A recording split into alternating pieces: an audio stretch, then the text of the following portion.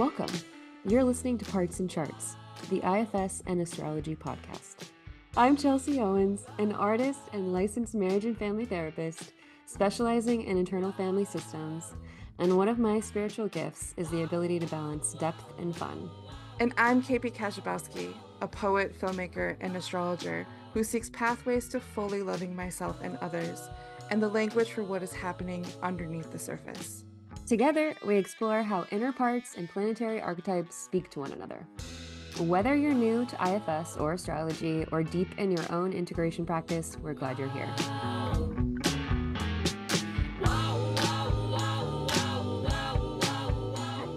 Hi.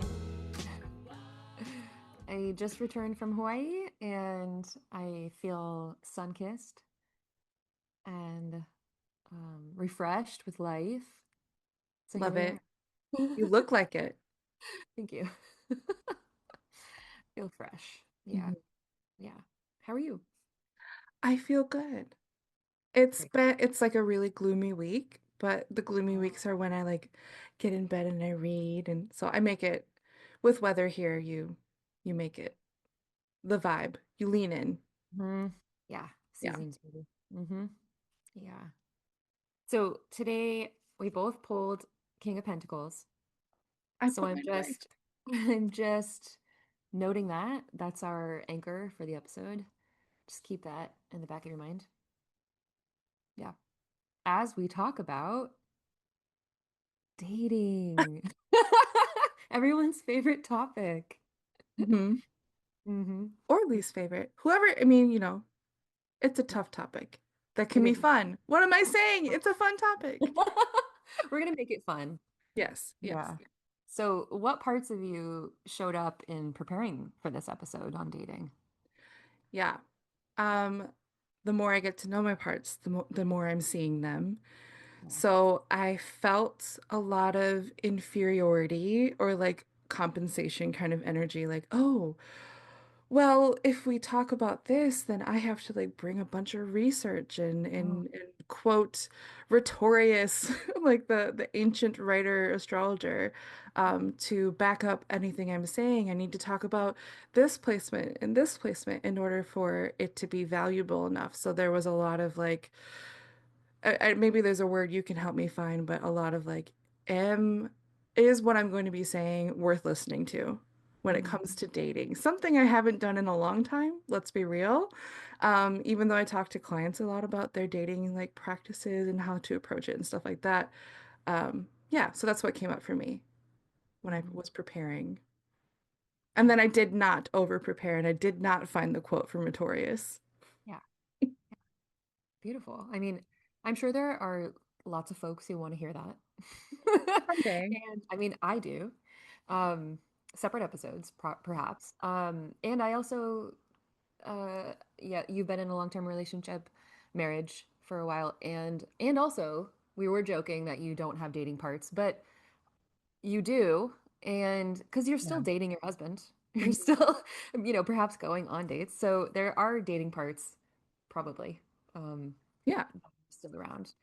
And and I'm also hearing you're holding this, um, maybe spiritually lighter. Is that right? Yeah. Okay, yeah. So Chelsea and I off cam, we're talking about what this podcast function in our spiritual life would be. And I'm a big believer in like everything you do in this lifetime is a spiritual task, whether you're aware of it or not. Like going on a run is a spiritual task as well. So to put like my whole self behind the podcast, I want to have that kind of like mantra or mission statement. And I was telling Chelsea that I want this podcast to be what helps me lighten up. Like I want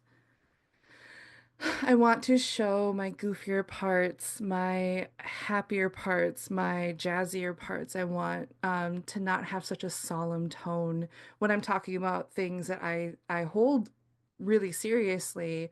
And I think Chelsea also agrees with me is that like we can have this solemnity, this sacred kind of approach to our practices, but there's that like at the top of the hill or right over the top of the hill, like the wise guru is the one who acts childlike, is the one who's laughing.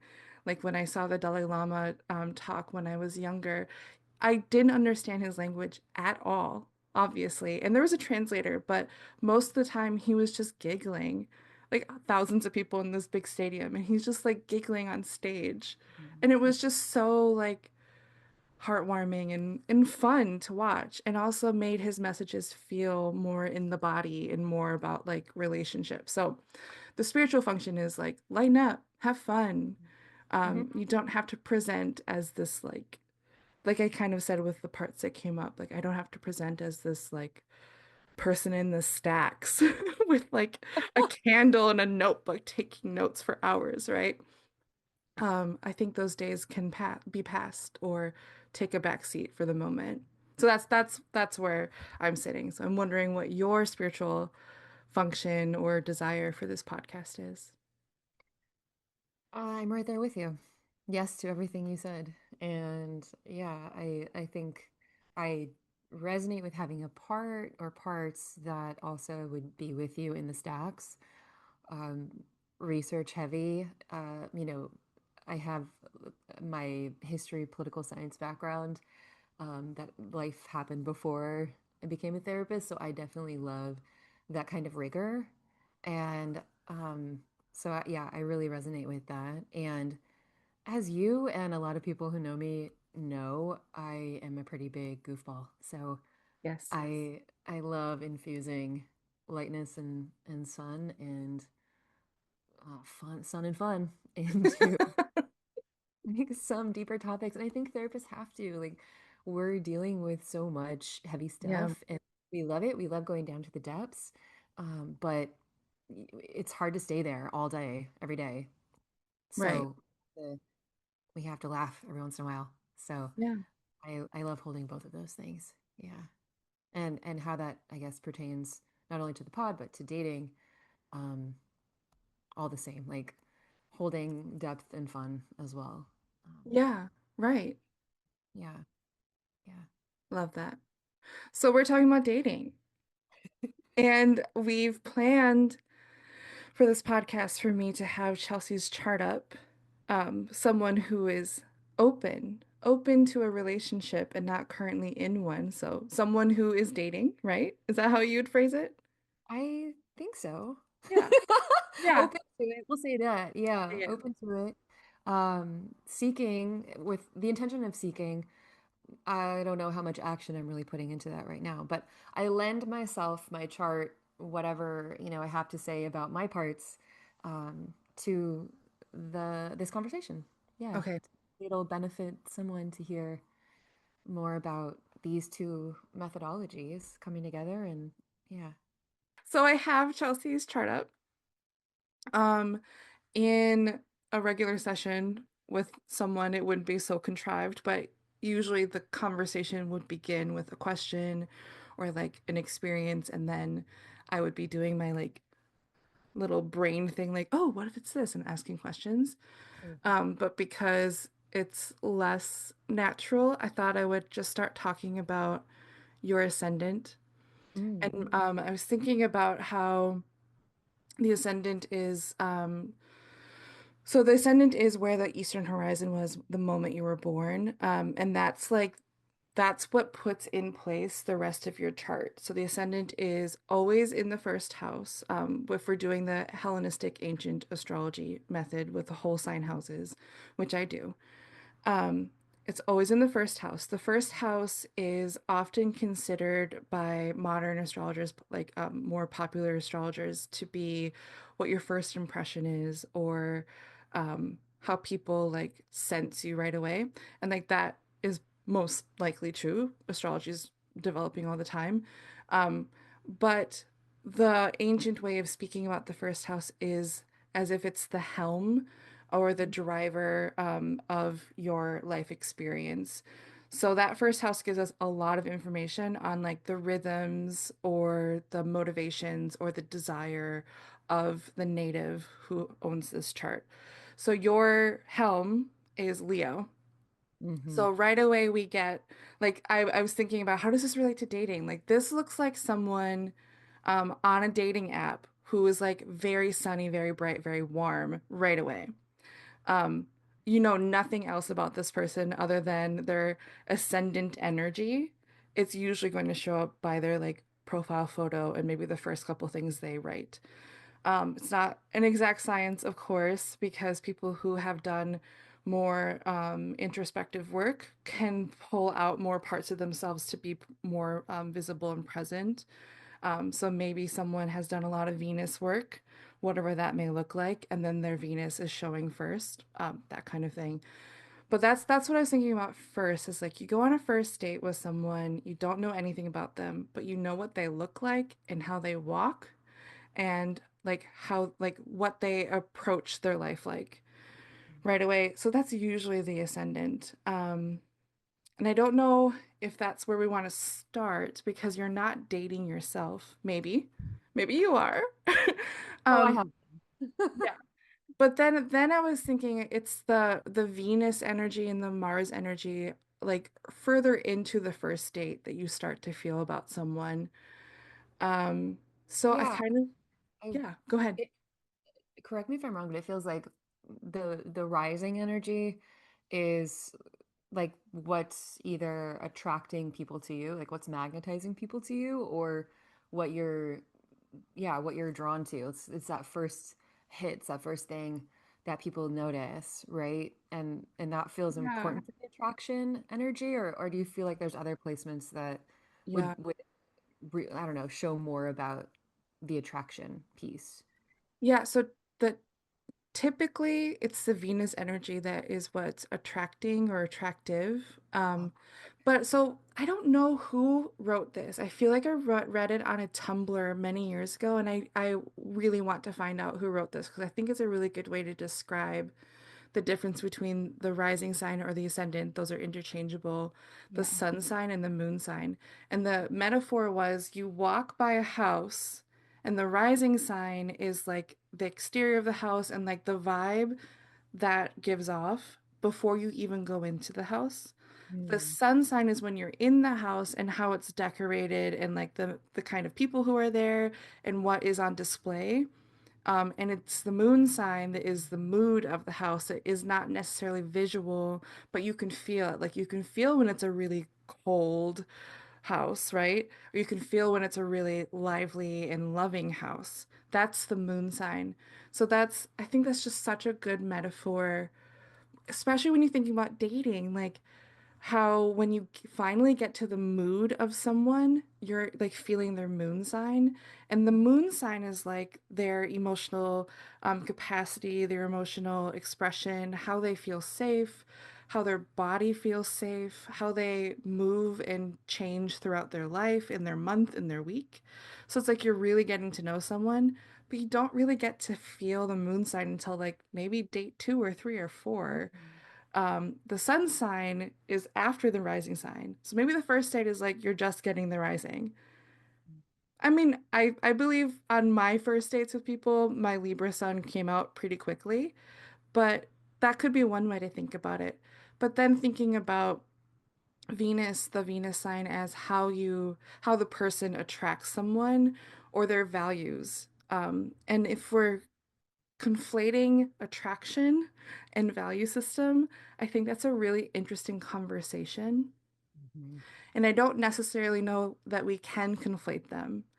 But if we're going down that path, because Venus rules our values as well as our attraction, if we're going down that path, like, yeah, maybe because I value reading a lot, or I value language more than other people possibly. That is part of what attracts people to me, is because they can sense my attention and focus on what I value. Um, okay, so that's maybe a question, is like, has that shown up in your life? On what do you think is your attraction energy, and does that relate to what you value in this world? yes, I my so my Venus is in Gemini, Hmm. and and maybe you could speak a little bit more about what that archetype is. I know that from, just my own exploration with you, that shows up as like a lot of communication, a lot of mental stimulation that I value and that I value in other people. Like I've had so many crushes just from like having a conversation with somebody. Yeah. And so for sure, I think that that tracks for me. Yeah. Yeah, I think you can talk about Venus and Gemini a lot. So, yeah, what would you describe the Venus in the zodiac sign of Gemini feeling like? Mm. It feels like I want to know every detail of somebody's life. Um, I want to, yeah, knowing more information, finding conversations interesting just feels delicious to me. Yeah. And and especially when I was maybe younger, maybe not so much now, I would get really bored on dates if I was carrying the conversation or if someone wasn't speaking that much. Um, I would, yeah, I would not be able to continue. That makes sense as Gemini um enjoys listening as much as speaking. Like Gemini energy is like I love input. I Yeah. also love output. Geminis are known for being chatty, but like if I'm just like the sender, it's not interesting because I'm not getting anything out of this.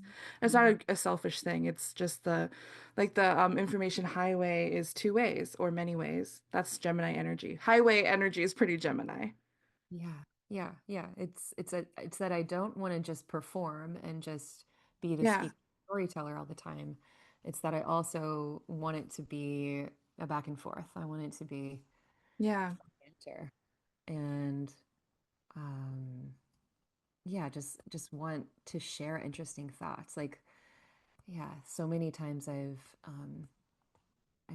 like whenever I have a new crush, I'll like send poems right away. Or if he sends me a poem, I'm like, "Oh my God, I'm done." Or like a reading list, you know? Mhm. There's definitely like that aspect of the flirtation process for me where I'm just like wanting to engage with these kind of high level ideas and Yeah. concepts and information or just like fun. It doesn't even have to be like high level. It can be like lowbrow too. It doesn't really matter. As long as it's like interesting, it's keeping me Yeah. engaged.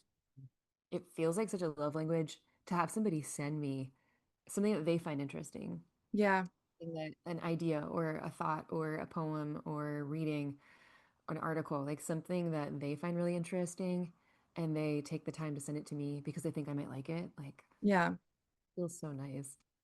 Yeah, it's like marketplace of ideas is Venus and Gemini. Like, please let me be in the middle of 100 people sharing what they care about verbally. Mm-hmm. Yeah. Has anyone, like, on a date after a date, sent you a reading list? Mm, maybe not a reading list, a I was syllabus. gonna say that's a little intense. No, mostly just like, yeah, poems or maybe a book recommendation or a podcast or an Okay, article. Yeah, yeah. And that's I've definitely given men books. Like I used to give out All About Love by Bell Hooks. Like that would oh be like yeah. a few dates in that, yeah, I'd be like, you have to read this. I love that book. Haven't done that Like for a while, it's but I right have next to extra me. copies for that reason. Yeah. Oh, okay, I love that. Yeah. Yeah, so how do you think that relates to your like how you are attractive or how you attract other people? Thinking about Hmm. maybe like the pre-first date moment. Mm, that's a good question. I'm not sure if I can answer. It's hard to answer like because I'm not I I don't know what how I'm being perceived Right. or Yeah. what people are actually thinking about me or mostly with dating apps, right? Because you're just seeing a photo and a bio and I don't know, it's really basic. Yeah. But I guess with people in person, I'm not really sure. There's a part of me that's coming up right now and it's like I'm intimidating. That's what it's saying. It's like Mm. it can seem intimidating when I'm, I don't know, sharing ideas or the parts of me show up that are like all about, I don't know. reading or language or the Gemini stuff. Yeah. Yeah, yeah. So that I'm just noticing that. Is there something else there? I'm not sure. Maybe. Um, Not that I'm noticing right now. Okay. Yeah. Yeah, I think then what is coming up for me is it is hard to know what is attractive about oneself. But what has helped me think about that from astrology's perspective is Venus is also what tells us how we signal who is like us. Mm. So your Venus in Gemini, let's give another example of like Venus in Aries. Hmm. Venus in Aries would more likely identify with energy or people that are like lively or athletic or the Aries energy. Oh, Um, yeah, burst of energy, individualistic, likes to record information and be like the hero or like the first person there at the scene of a crime. I don't know why I'm going to crime, but like that's the Aries energy. So if someone has Venus in Aries, but like that's their only Aries placement, it can be really difficult to know that in some way you're signaling that your in group or the group that you identify with or you consider like you is Aries energy. So that could be one way, like if you are maybe being more like forthright with your value systems, like I have a Venus in Scorpio, my in group Scorpio energy would be like occultists or like deeply feeling shadow workers. Like it's the or what is it called when you're finding out why someone died? Forensic scientists. Scorpio energy has a lot to do with like figuring out what actually happened because I think something's fishy, like that kind of energy. So then if I was trying to attract people who are like me, I would lean into that Scorpio energy, whether I am a forensic scientist or not. Those are the type of people that I may more likely attract, if that makes sense. and But Marty is Marty, happens to be forensic. he has zero Scorpio energy Okay. in his chart. Um, yeah, we're very different people, but he has a gut sense that is like unmatched. He can tell if someone's lying like 10 feet away. 10 feet? 100 feet away? I don't know. What's the good amount of feet? Um, Yeah, and I actually, that's one of the things about him I really appreciate, and maybe that's my value system is that he can tell when someone's lying, and then he is very upfront with like when he's not interested in sharing all of the details and that kind of thing. Like Yeah. I can just trust that what he's saying is actually what is happening underneath the surface. That's really important, Venus and Scorpio. Well, Um, that also, yeah, yeah. yeah, and like all of my friends are like that, I would say. Like they're if they're not like honest to a fault, they're close. Yeah. You know what I Yeah. mean? That feels so Yeah. good. Yeah. Yeah. Mm. Any emotionally intelligent, like that seems like a really important thing for me to be able to connect with someone is that they need to know what they're feeling. They don't necessarily need to know why, but like, Yeah. yeah, that kind of thing. Yeah. I feel like that's so important for me as well. I was Yeah. reflecting on that last week with the group that I was with and how important, communication is to me. And I mean, which seems obvious, like everyone loves communication in a relationship. And I also I value so much when people are um, so direct and honest. So Yeah. my parts don't have to guess how someone's feeling Yes. and like shift to try to, either I'm assuming how they're feeling or I am assuming that they're not telling me something. So I Yeah. need to shift myself or my own behavior. Yeah. Um, like that just does not feel great. And Yeah. I'd rather someone just be direct, even if it doesn't always, if it's not something I want to hear or whatever. It feels so much safer to me to know that there's nothing being hidden Yeah. and they're not trying to just placate my feelings by not telling me the whole truth. Right. Right. Yeah. Yeah. Oh, That's real. I mean, that feels like maybe we should do an episode on that. I Yeah. don't know what words we choose for that because I'm like, oh, there's a lot I could say about that. Like, Mm, I am very good with like knowing that people have to have their private emotions, even if they are about me. But mhm, there's a moment when it crosses that threshold of like affecting our relationship. You know what I mean? mhm, And that's mhm. interesting to me. Like, Yeah. And I don't think that people need to tell each other everything. right, And that there's a discernment that happens with your self energy of like what people need to hear, what they don't need to hear. Like, yeah, you don't have to say every single thing in the dating process or while you're with somebody in a right. relationship. Like, you don't have to say every single thought, right? But there's a discernment that can happen of like, do I need to say this? Like, is this kind? Is this going to be helpful? Is this going to move us Yeah, forward? yeah, Uh, it doesn't have to be unkind, right? So yeah, I think that's a yeah, really important process for people to just know like how much to say, what not to say, and yeah. What is um, going to matter in 5 years? yeah, yeah, Yeah, yeah. yeah. Okay, so But back then to my let's talk chart. about yeah, back to the chart. Let's talk about me again. Very excited. Um, but it's the Mars energy that you may have more understanding of because Mars is the energy that like propels us toward what we want or what we're attracted to. Okay. And he may not show us what we're attracted to, but he will give us information on how we pursue what we're attracted to. The Mm, Mars energy, conversely to Venus, is like the in group or what we believe is like us, or what type of values we want our people to have. mm, Mars is the energy that tells us what values we don't necessarily want in mm, our group. Which like sounds a little strange when we're talking about dating, but it's like, mm, let's talk about yours. So you yeah, have Mars in Cancer, and yeah. it's Mars is exactly conjunct by a few minutes your sun in the 12th house in Cancer. So what that says to me is that the way that you go about getting what you want, or getting what you want is like the most inelegant way to say like dating someone that you like. Yeah. Um, Mars in Cancer is not necessarily the most comfortable in that energy because Mars likes to be like forthright or like just do it.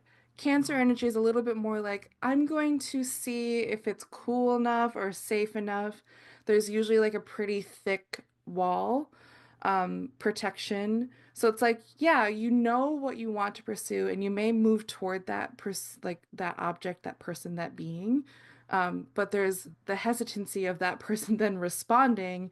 Your shell may be like the Cancer shell, the crab's shell, may be preventing instant access. So I wonder if that is Mm, like that shows up for you in dating. Like, yeah, you're here, but they need to warm up, like warm you up. yeah. I definitely think that's true. Yeah.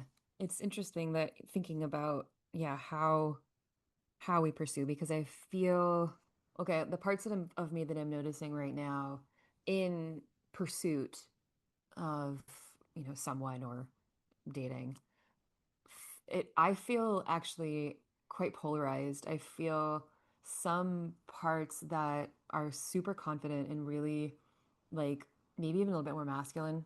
Like they'll definitely, talk to anybody. They'll go up to anybody, kind of Yeah. take charge and um yeah, they'll ask somebody out. Like it feels like whatever, I don't care what happens, like I'm down to just try. Um and then there's also parts that feel a little bit shy and guarded and yeah, it does take a little bit of time to warm up, especially if the other person's coming in with like assertive energy Yeah. or like even dominance Yeah. or any kind of force like and maybe that sounds obvious like no one really wants that but Yeah. even if it's like quite subtle like even if it's just like I guess my parts perceive even like a little bit of assertion on Yeah. on the other person to be like whoa because we're just not used to that as much where maybe in the culture or where I live um I've become a lot more used to like having to take the lead or take the Yeah. initiative. Um, But then maybe once I get my foot in the door, like it's maybe like a first date, I, yeah, there's a little bit of, I maybe I notice a little bit more crab shell. Like we have to have a full conversation first before Yeah. anything happens, right? Or I have to get to know you, even maybe experience some emotions or experience some of your emotions, or Yeah. even find out if I like you enough to even move forward or feel intimacy Right. um, before anything would happen. So, Wow. Yeah. The comment about maybe that's obvious when like someone is really assertive or like dominant right at first. Like some people actually do enjoy that and some people yeah. soften if they can trust that person. But I it makes sense to me with the Cancer Mars and it being in the sorry, he being in this the I'm trying to be animist by the about the planets by the way. Um, Mars being in your 12th house also is like it's a gentler space and there's a little more difficulty with boundaries.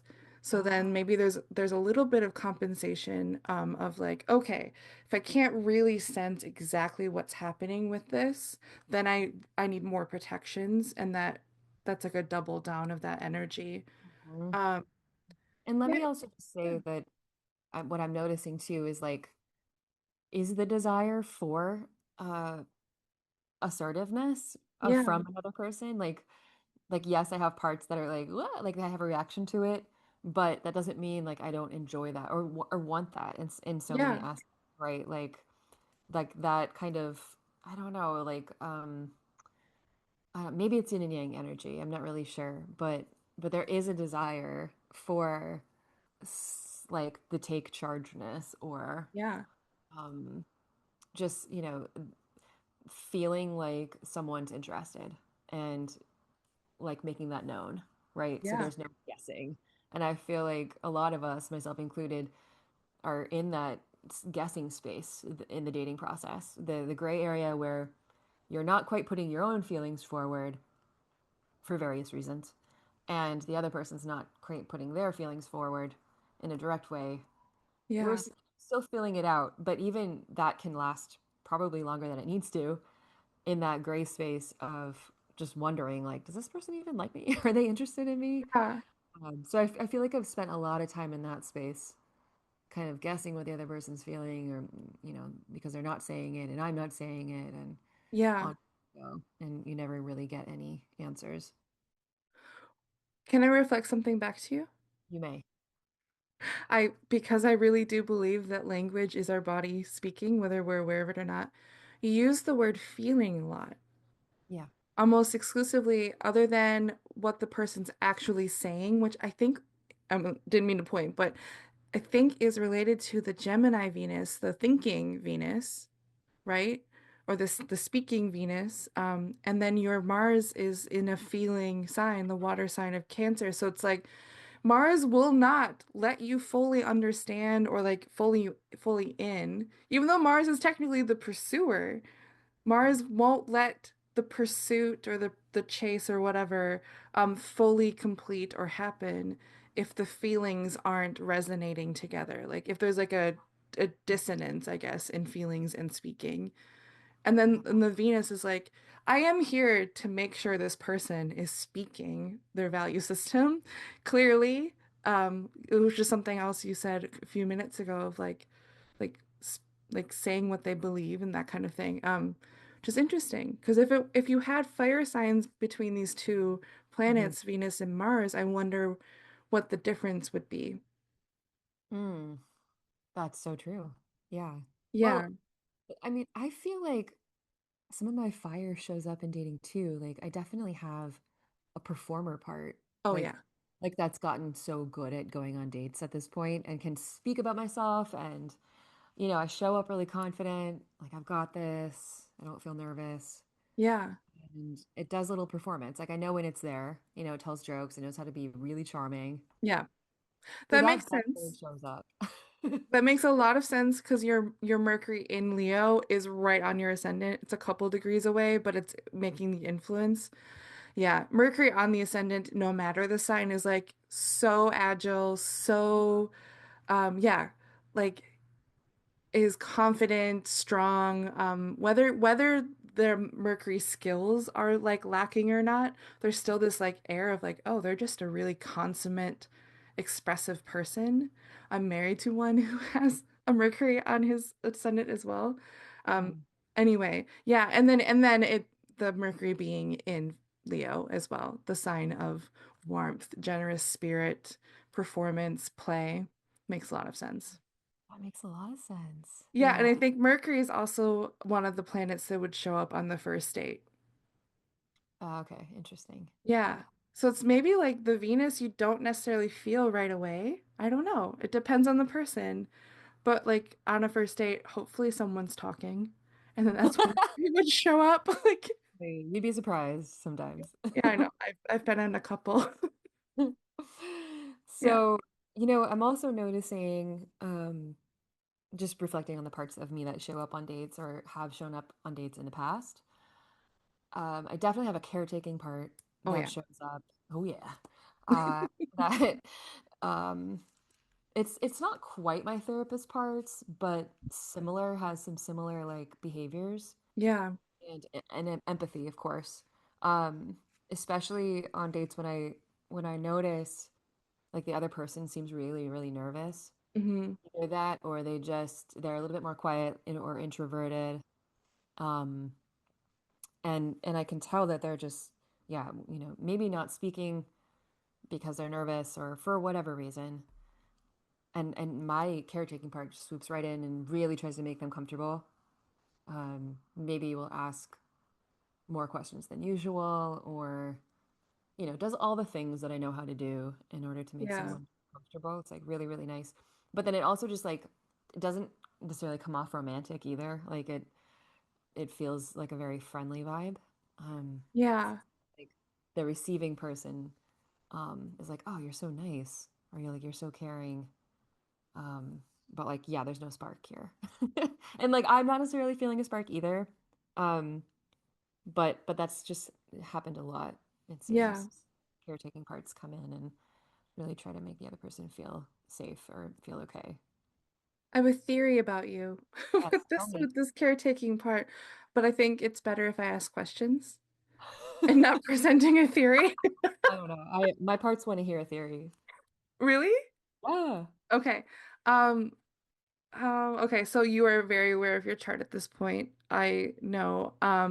Jupiter is in your seventh house. The seventh house is the other or the bonded relationships or client work if it's like one-on-one private kind of conversations.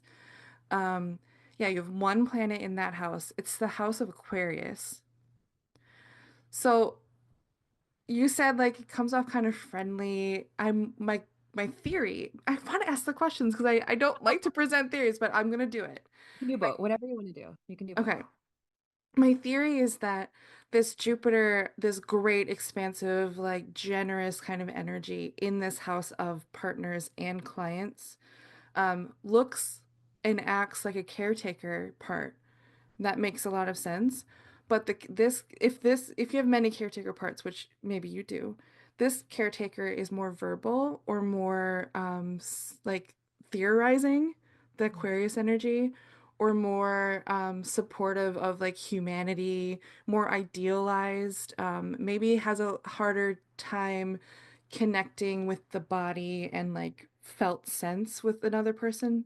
That's not to say that this part can't do that, but it's more interested in the verbal or the intellectual or mindful exchange when it comes to dates. This would look very different with clients and very different with marriages.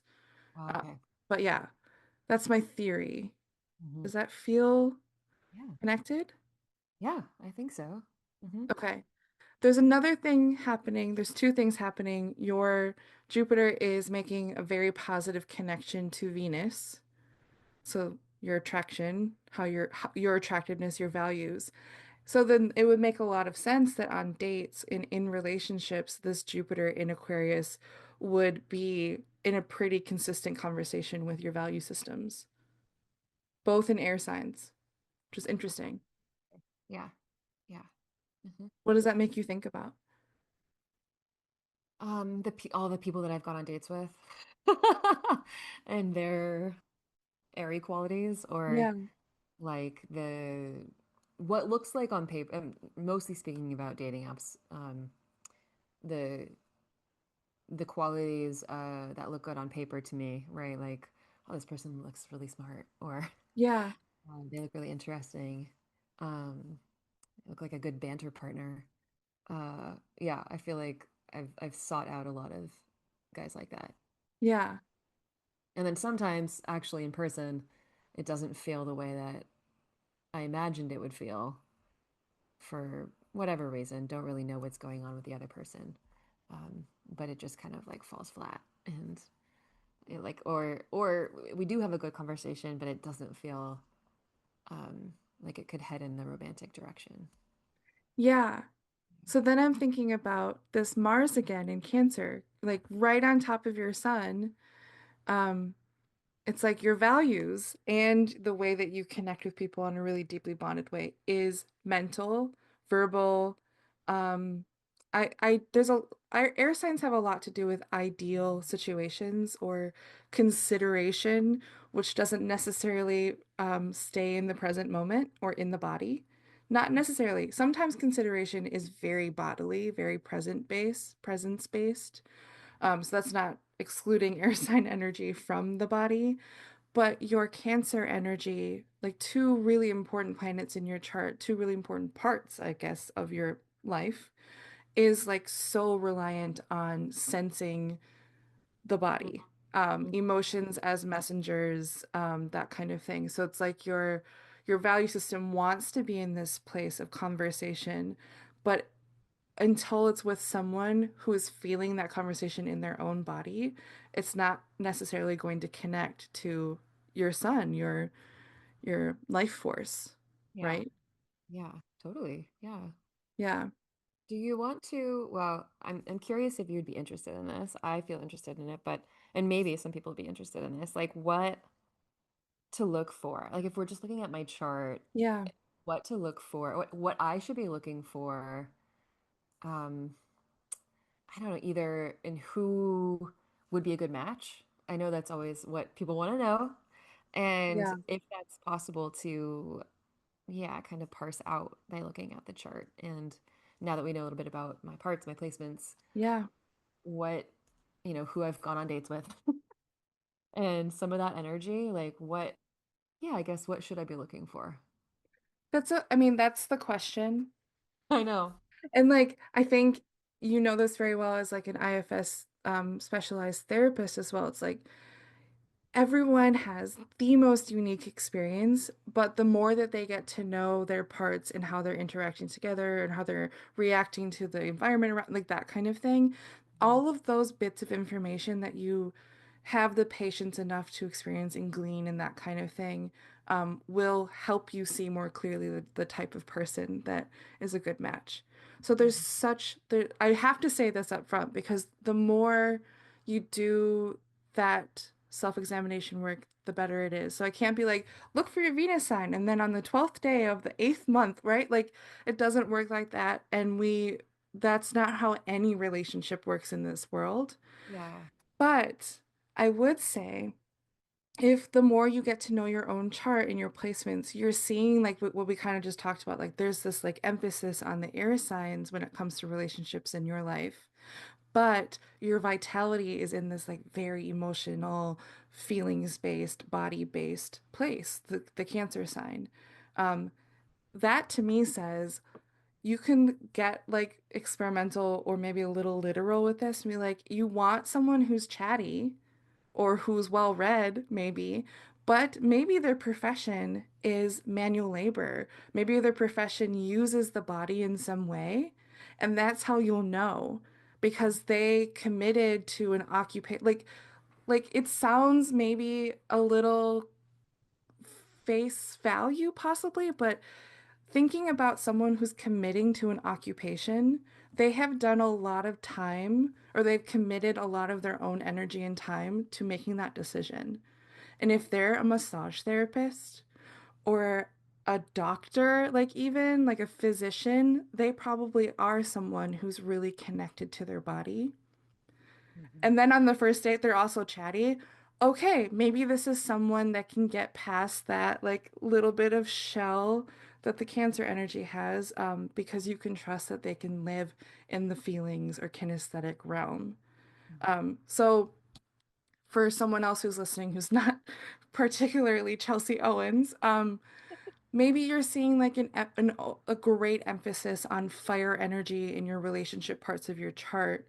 And that could look like so many things. It could be like your Venus and your Sun, or your seventh house is in a fire sign. Maybe you do want someone who's really enthusiastic, really creative, really loud. Like you want a loud, big, booming voice. You want a jokester. That's like fire energy.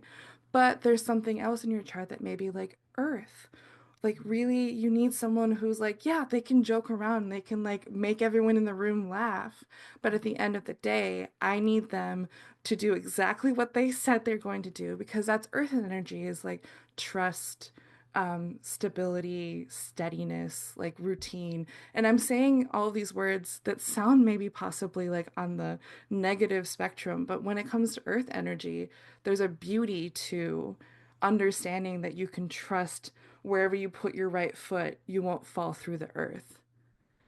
And if you have that much, I'm talking about earth energy, but if you have so much earth energy and fire energy together, it can look contradictory. And that's kind of like the exciting part of dating, is like you're also getting to know yourself more the more you are meeting people who are vibing with you slightly or a lot and that kind of thing. Which the last thing I kind of want to talk about in that part is the seventh house is the house of the partner, the business partner, the marriage, the best friend, the really important bonded relationships in your life. But it's also the house that you get to see yourself outside of yourself in. So when we are in conversation, this is like a full philosophical belief that I think is so true, relationally, is that when you're in a conversation with someone that you can trust will like end, like take you to the end of the conversation, you are getting to know yourself almost as much or more than the person who's speaking back to you. Mhm. And in some ways, as humans, we have a harder time seeing ourselves clearly unless we're in conversation with someone else or Mhm. something else or some ocean else, right? Mhm. So that's like that's what I think about with dating, is like dating is, yeah, you're finding if someone's a match for you, but you're also finding if you're a match for them, or like Mhm. you're a match for yourself when you're around them. Mhm. A mirror. Yeah, a mirror. Like it's the house of the mirror is the seventh house. Mhm. Um, yeah. Thank you for all of that. Yeah, I really love what you said about, well, just giving like the specifics of, yeah, what to look for and how, I think out in maybe social media or just anywhere online, where you get kind of really basic astrology info, or even like memes that are supposed to be funny, right? Yeah. The really basic stuff about mostly sun sign, right? And what to look for. It's always like, oh, Scorpio and Pisces are a good match for Cancer, and it's so kind of one note. Yeah. Um, and astrology, just like parts and planets, they're all so complex. Like it's so much more than just the thing you're showing up with. It's so much more than just sun sign. So of course, there's so much more to who you're going to attract, who you're actually going to be in relationship with Yeah. and flourish in relationship with. And there's so many different parts and planets at play, right? Yeah. When it comes to all of these things fitting together. Um, so yeah, so thank you for kind of breaking that down and just reflecting how complex it is.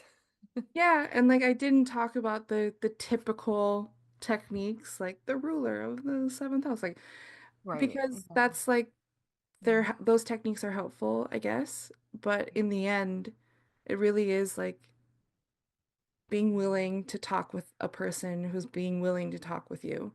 Yeah. Yeah. And show parts of themselves, and then you showing parts of yourselves and seeing what happens. And it's Mhm. a cosmic, not so scientific science. Mhm. Yeah. Mhm. Yeah, I think we should end it here. And then maybe we can expand on parts of relationships in a different episode. Yeah. Is Um, there yeah. anything else you want to say about, and just for people out there who are kind of looking at their own charts or know a little bit about their own charts in terms of what to look for, just kind of wrapping up the summary of like, look at this, look at that, and to get more information about, I don't know, the Yeah. dating process and maybe, and then reflecting on what kinds of parts may be in those placements for them, the parts of them that show up on a first date or to the dating app or to the dating process in even the selection, right? Parts that are selecting somebody to go on a date with, like, and kind of who they're selecting and why, and what planets could be there. Yeah, I mean, there's a lot, but I think one thing to focus on contemplating for yourself is your Venus sign. Your Venus sign is who, what, where, and how you value. And it'll give you a lot of information of the type of person that you do want to be with more than an hour. Um, and then are there any other planets talking with Venus? And that in the technical language for that is aspecting or using or having an aspect between the planets, and that can give you information on how they're talking to each other. So like maybe there's um a tense line between Venus and another planet, and that can give you some details on like, okay, maybe this type of dynamic is interesting to me, or it brings up something in me that is not necessarily comfortable. And is it the kind of comfortable that makes me grow, or is it kind of uncomfortable that I'm not willing to experience in this lifetime? And it's all about contemplation, but I would look at the seventh house as well, for the type of bonded relationship that you're interested in this lifetime. Are there planets there? What planet rules this house can also give you information. And the seventh house is right across from your ascendant. So if you're a Capricorn rising, your seventh house would be Cancer. If you're an Aries rising, your seventh house would be Libra. So yeah. I think Beautiful. that's like pretty generic, but that those are good Some starting context. points. Yeah. Yeah, Yeah. totally. Cool. Cool. Thank you so much. This has been so helpful. Thank you. It's been fun. Do you think we had enough fun or spiritual desire for this podcast? I think so. Okay, next episode will be about stand-up comedy. Ooh! Can't wait.